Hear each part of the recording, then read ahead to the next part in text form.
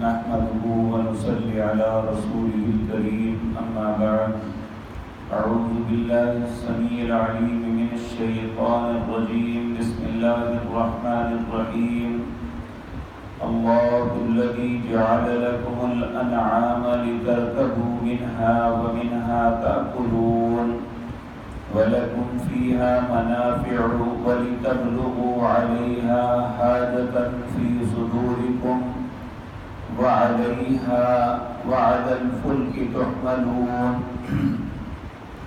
ويريكم آياته فأي آيات الله تنكرون أفلم يسيروا في الأرض فينظروا كيف كان عاقبة الذين من قبلهم كانوا أكثر منهم وأشد قوة وآثارا في الأرض فما أغنى عنهم ما كانوا يكذبون فلما جاءتهم رسلهم بالبينات فرحوا بما عندهم من العلم وحاق بهم ما كانوا به يستهزئون فلما رأوا بأسنا قالوا آمنا بالله وحده وكفرنا بما كنا به مشركين فلم يك ينفعهم إيمانهم لما رأوا بأسنا سنة الله التي قد خلت في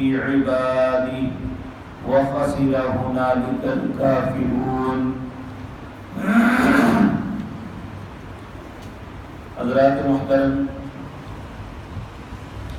سورۃ زمر کی طرح اس سورت میں بھی اللہ مالک نے اپنی توحید کے بے شمار دلائل دیے ہیں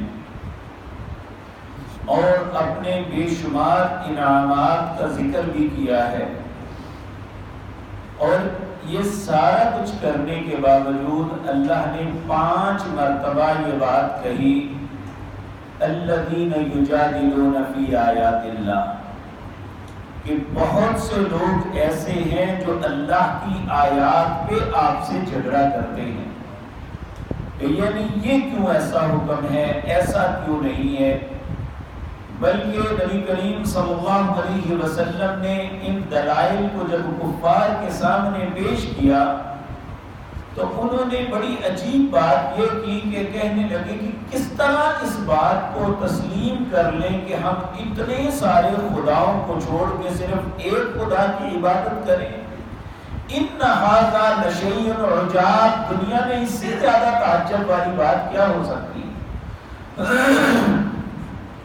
اور یاد رکھیے آج بھی کہ وہ لوگ جو ایمان اور اسلام کے دعوے دار ہیں، اس دعوے کے باوجود وہ سمجھتے ہیں کہ کائنات کا اتنا بڑا نظام ایک ذات نہیں چلا سکتی، اور حقیقت بات یہ ہے کہ اس کا اظہار کریں یا نہ کریں، جب ایک انسان اپنے عمل کے ساتھ یہ بات پیش کر رہا ہے کہ فلاں بھی ایسا کر سکتا ہے، فلاں بھی ایسا کر سکتا ہے، تو پھر اللہ کی قدرت تو کہیں نہ ہوئی۔ آپ دیکھیں کہ ہم اپنے معاشرے کے اندر تھوڑا سا نظر دوڑائیں اور کریں تو ہمیں نظر آئے گا کہ لجپال فلاں ہے۔ لجپال کا کیا مطلب؟ جو زندگی دینے والا ہے۔ تو اس کا مطلب یہ ہے کہ اللہ نے زندگی دینی چھوڑ دی ہے؟ کیا اللہ کی یہ قدرتیں ختم ہو گئی ہیں کہ زندگی اور کوئی دینے والا بن گیا ہے؟ مدد ہمیشہ اللہ کرتا ہے انسانوں کی، تو ہم نے اپنے مددگار اور بنا لیے۔ انسانوں کو مشکلوں سے، مصیبتوں سے نکالنے والی اللہ کی ذات ہے، اور ہم نے اللہ کے علاوہ مشکل کشا اور چن لیے۔ اس سے بڑی بدنصیبی کیا ہو سکتی ہے؟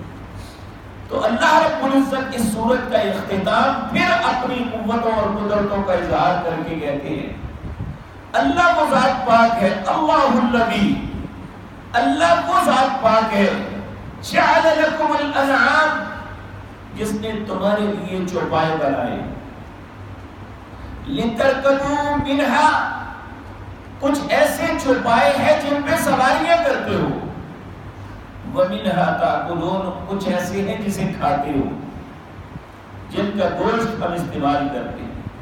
کہتے ہیں یہ کس نے بنایا؟ اللہ الذی جعل لکم الانعام، ان چوپاؤں کو بنانے والا اللہ ہے جن پہ تم سواریاں کرتے ہو. اب دیکھیں خدا نخواستہ اب قربانی کا موسم ہے، ہم اپنے گھر میں بھیڑ گائے لاتے ہیں یا کوئی تگڑا بکرا لاتے ہیں، اگر وہ سرکش ہو جائے تو ہم سارے مل کے بھی اس کا کچھ نہیں بگاڑ سکتے.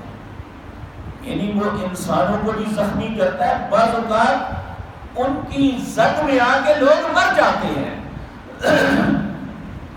تو کیا وہ اللہ کی ذات نہیں جس نے ان ساری چیزوں کو ہمارے قابل کیا ہوا ہے کہ ایک بچہ رسی پکڑ کے اسے جہاں مرضی گھسیٹ کے لے جائے؟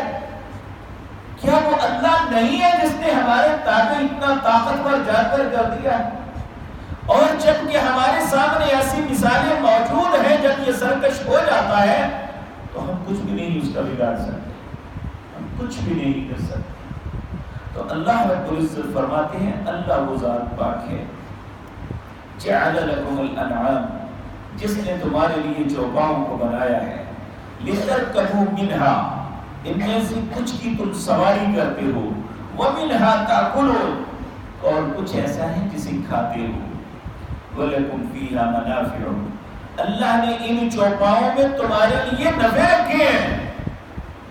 کتنے لوگ ہیں جن کا رزق ان کے ساتھ وابستہ ہے، اس سواریوں کی وجہ سے، بار برداری کی وجہ سے، اور کچھ یعنی اس کے پالنے سے لے کر، بریڈنگ سے شروع سے، پالنے سے لے کر اور اس کے گوشت کو پکا کے کھلانے تک کتنے لوگ ہیں جن کا رزق وابستہ ہے. اور اللہ اس کے اندر سے ہر انسان کو نفع عطا کرتا ہے. وَلَكُمْ فِيهَا مَنَافِعُ، اللہ رب العزت فرماتے ہیں تمہارے لیے ان میں نفع ہیں. اور دوسرا وَلِتَبْلُغُوا عَلَيْهَا حَاجَةً فِي صُدُورِكُمْ، یہ تمہارے دل کے اندر جہاں خواہش ہے وہاں پہنچا دیتے ہیں. آج تو گاڑیاں ہیں ہمارے پاس، یہ بھی اللہ نے بنائی ہے. کہتے ہیں کہ فلاں نے ایجاد کی، اس کو عقل کس نے دی، اس کو کس نے پیدا کیا، کس نے اس رستے پہ لگایا؟ اگر اللہ نہ چاہتا تو وہ بھی ایک ہتھوڑا پکڑ کے دنیا میں ساری زندگی اس سے کوٹتا لوہا اور وہ کچھ بھی نہ بنتا. تو اگر انہی کے اندروں سے اللہ رب العزت بعض کو فہم دیتے ہیں اور وہ کوئی چیز بنا دیتے ہیں تو حقیقتاً یہ اس کی کارگری نہیں ہے، یہ اللہ کی مہربانی ہے جس نے اسے عقل دی، جس نے اسے سمجھ دی اس معاملے میں. تو اللہ رب العزت فرماتے ہیں وَلِتَبْلُغُوا وَلَكُمْ فِيهَا مَنَافِعُ، اس میں تمہارے لیے نفع ہیں. وَلِتَبْلُغُوا، تاکہ تمہیں پہنچائے عَلَيْهَا وہاں تک، حَاجَةً فِي صُدُورِهِمْ، تمہارے دلوں کے اندر جہاں پہنچنے کی حاجت ہے وہاں لے جائیں. وَعَلَيْهَا وَعَلَى الْفُلْكِ تُحْمَلُونَ، اب یہ نہ سمجھنا کہ دنیا میں 1/4 یہ خشک زمین ہے، 3/4 دنیا میں پانی ہے. اب پانی میں کیسے چلیں گے؟ اب یہ گھوڑا، اونٹ یا گاڑیاں یہ وہاں پانی پہ تو نہیں چل سکتی. اللہ نے کہا اس کے اوپر تمہارے لیے کشتی بنائی. اللہ رب العزت فرماتے ہیں کہ وہ کون ہے جو سب کچھ چلا رہا ہے. سورۃ یاسین کے اندر اللہ فرماتے ہیں وَآیَةٌ لَهُمْ أَنَّا حَمَلْنَا ذُرِّيَّتَهُمْ فِي الْفُلْكِ الْمَشْحُونِ. یہ کشتیاں جو ہیں یہ ابن آدم کو اٹھائی پھرتی ہیں، یہ ہماری نشانیوں میں سے ایک نشانی ہے. وَخَلَقْنَا لَهُم مِّن مِّثْلِهِ مَا يَرْكَبُونَ، اس جیسی میں بہت سی اور بھی سواریاں پیدا کروں گا. وَإِن نَّشَأْ نُغْرِقْهُمْ، اگر میں چاہوں تو غرق کر دوں. فَلَا صَرِيخَ لَهُمْ، کوئی آواز تک تم تک نہ پہنچے. آج دنیا نے اتنے بڑے بحری جہاز بنا دیے کہ ان کے اوپر جہاز رن وے پہ دوڑ کے وہ لینڈ بھی کر سکتا ہے اور اوورٹیک بھی کر سکتا ہے. اتنے بڑے بنا دیے، لیکن جب اللہ انہی سمندروں کے اندر ایک طوفان برپا کرتا ہے تو وہ ایک چھوٹے سے تنکے سے زیادہ اس کی کوئی حیثیت نہیں ہوتی. کبھی وہ آگے، کبھی وہ پیچھے، کبھی دائیں کبھی بائیں، اور اندر بیٹھے ہوئے لوگوں کی جان نکلتی ہے کہ چاروں طرف پانی نظر آتا ہے اور کوئی ذات ایسی نہیں جو یہاں بچا سکے. اس وقت تو کفار بھی کہہ اٹھتے تھے کہ ہم اس کے ملاح بھی کہتے تھے کہ ایک اللہ کو پکارو، یہاں اس کے علاوہ کوئی نہیں تمہیں بچا سکتا. ابو جہل کا بیٹا اکرمہ جب فتح مکہ ہوا تو یہ وہاں سے بھاگ نکلا کہ میرے باپ نے رسول اللہ پہ بڑے ظلم کیے ہیں صلی اللہ علیہ وسلم، اور میں نے بھی مخالفت میں سب کچھ کیا ہے، میری جان نہیں بچے گی، اس لیے دوڑ پڑا. جدہ آیا، وہاں ایک کشتی دوسری طرف جا رہی تھی، حبشہ کی طرف جا رہی تھی. یہ اس پہ سوار ہو گیا. جب وہ عین سمندر کے اندر پہنچی تو بھنور کے اندر پھنس گئی. وہ گول گول جو ہے گھومنے لگی. تو اللہ نے کہا اس ایک اللہ کو پکارو، یہاں اس کے علاوہ کوئی نہیں بچا سکتا. تو ذہن میں ایک ٹھوکر لگی کہ اگر ایک اللہ ہی کو پکارنا ہے تو پھر وہاں جا کے کیوں نہ پکارنا. وہیں سے کہا واپس پلٹا دو، مجھے وہاں اتار دو، اپنا کرایہ لے لو، مجھے واپس پلٹا دو. اور ہاتھ باندھ کے جا کے عرض کیا کہ مجھے مسلمان کر دو. پھر اللہ نے اس بندے سے اتنا کام لیا. آج قرآن کی تفسیر کرتے ہوئے کوئی بھی شخص جب قرآن کے متعلق کوئی بھی بات کرتا ہے تو کہتے ہیں اکرمہ رضی اللہ تعالی عنہ نے یہ کہا. یعنی پھر قرآن کا اللہ نے اتنا علم دیا اور قرآن کی اتنی خدمت کی کہ اپنی سابقہ زندگی کے سارے معاملات بھلا دیے.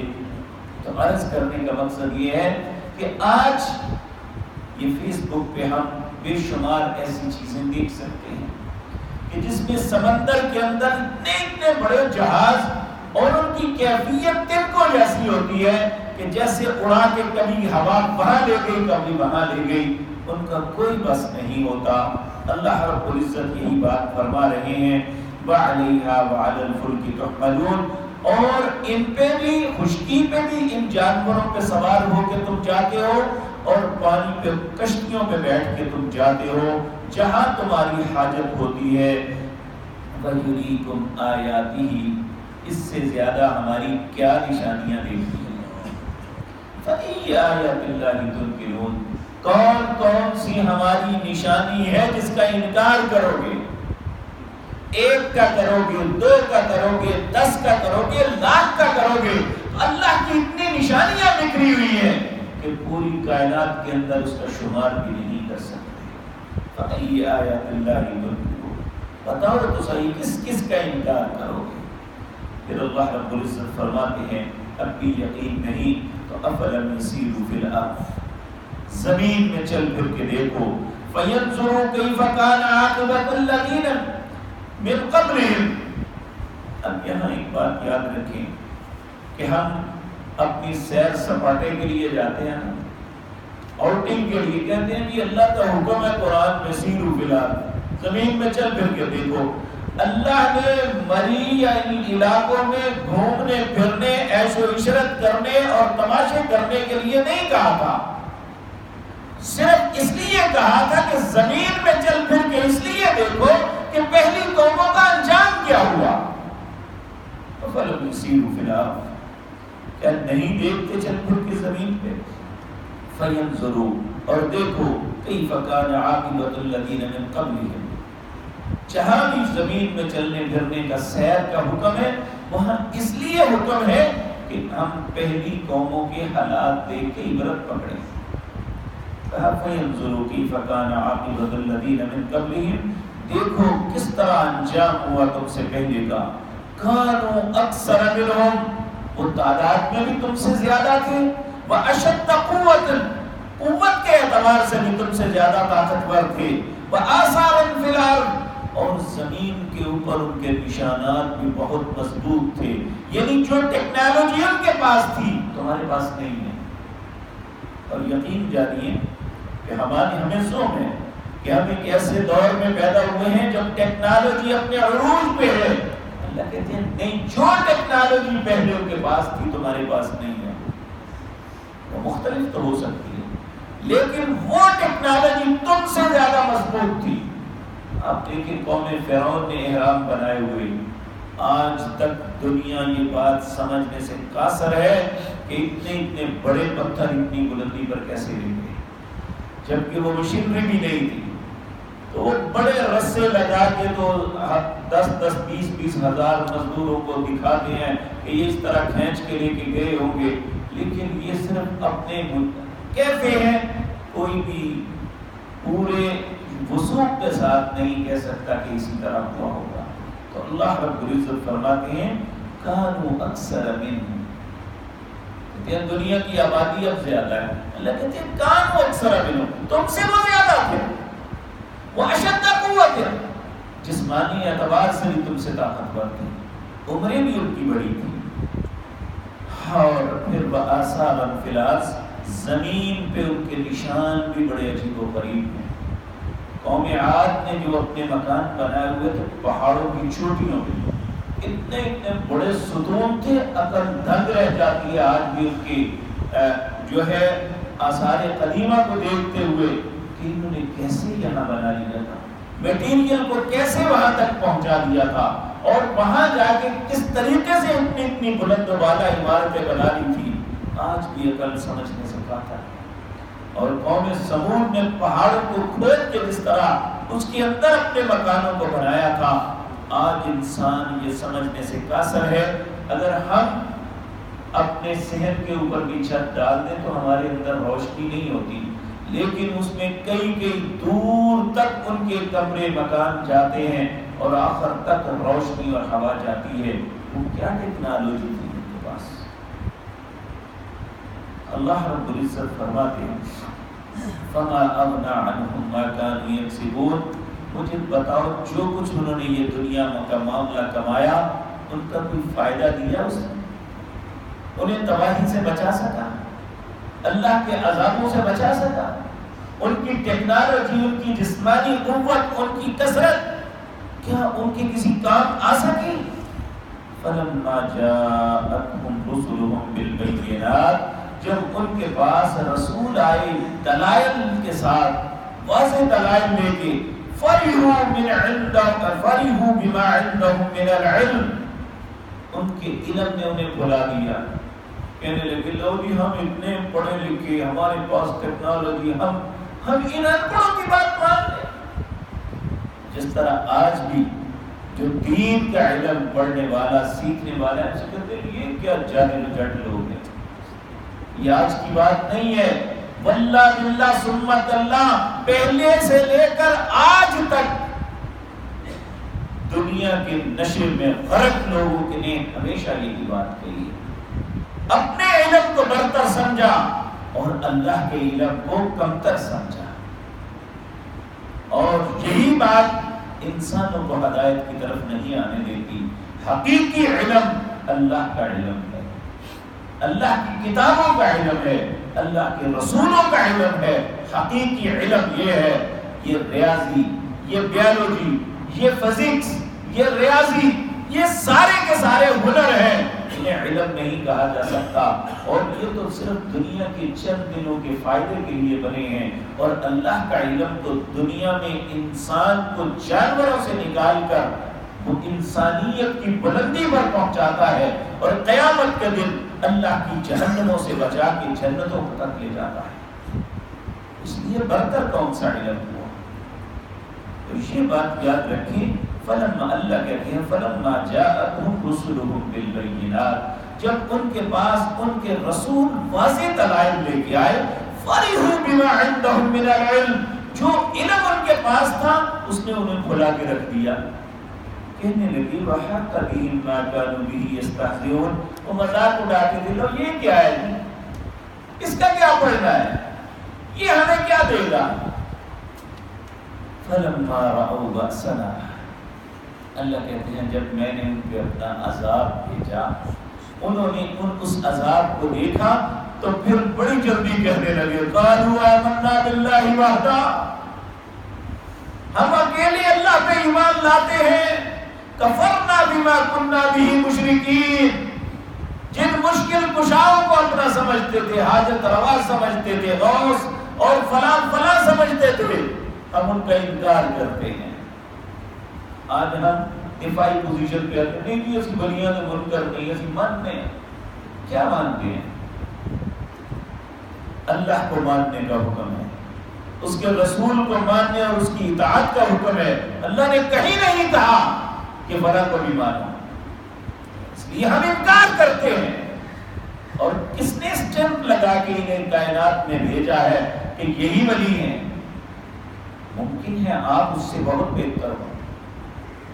یہ تو عیسائیوں کا عقیدہ تھا کہ جو ان کی یروشلم کونسل تھی یا ان کی کرسچن کونسل تھی، جس پہ وہ اسٹیمپ لگا دیتے کہ یہ سینٹ ولی ہے، اسے ولی کہنا شروع کر دیتے۔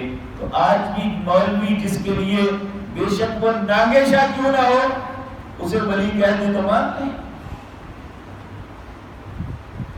بالفرض اگر ہیں بھی تو کیا منوانا چاہتے ہیں؟ بات تو صرف اتنی ہے، اگر وہ اچھے تھے تو ہم دیکھیں کہ ان کی زندگی کی اچھائی کیا ہے، کیسے انہوں نے اللہ کا قرب حاصل کیا، ہم بھی وہ رستہ اختیار کریں، نہ کہ ہم ان کے چرنوں میں بیٹھ کے اللہ کی ذات کے سامنے جھکنے کے بجائے ان کے چرنوں میں جھکیں۔ اس سے زیادہ بے وقوفی کیا ہو سکتی ہے؟ تو اللہ رب العزت فرماتے ہیں فَلَمَّا رَأَوْا بَأْسَنَا، جب ہمارا عذاب، ہماری تکلیف ان تک پہنچی، قالوا کہنے لگے آمنا باللہ وحدہ، ہم اکیلے اللہ پہ ایمان لاتے ہیں، وکفرنا بما کننا بہ مشرکین، اور ان سب کا انکار کرتے ہیں جن کو اللہ کا شریک بناتے ہیں۔ فلم یک ینفعہم ایمانہم، اللہ کہتے ہیں جب میرا عذاب سامنے آ جاتا ہے تو پھر ایمان کوئی نفع نہیں دیتا۔ فلم یک ینفعہم ایمانہم لما رأوا بأسنا، جب ہمارا عذاب کوئی دیکھ لے پھر فائدہ نہیں دیتا۔ دیکھیں فرعون جب دریا میں ڈوبنے لگا تو اس نے بھی کلمہ پڑھا تھا، اس نے کہا لا الہ الا الذی آمنت بہ بنو اسرائیل، میں اس اکیلے اللہ پہ ایمان لاتا ہوں جو بنی اسرائیل کا رب ہے، لیکن اس وقت اس کے لیے توبہ کا دروازہ بند ہو چکا تھا۔ اس لیے جب اللہ کا عذاب آئے تو پھر کوئی فائدہ نہیں دیتا، کوئی نفع نہیں دیتا۔ سنت اللہ التی قد خلت من قبل، اے دنیا میں موجود لوگوں اور آئندہ آنے والے لوگوں، اللہ کی اپنے بندوں کے متعلق یہی سنت اور طریقہ ہے۔ پھر فرمایا وَخَسِرَ هُنَالِكَ الْكَافِرُونَ، جب اللہ کا عذاب آتا ہے تو انکار کرنے والے سب سے زیادہ خسارے میں مبتلا ہوتے ہیں۔ اللہ ہم سب کو خسارے سے محفوظ رکھے۔ اللہ کی توفیق سے سورت مؤمن جو ہے اس کا اختتام ہوا، اور اللہ کی توفیق سے حامیم سجدہ کا آغاز کریں گے۔ اقول قولی ھذا واستغفر اللہ۔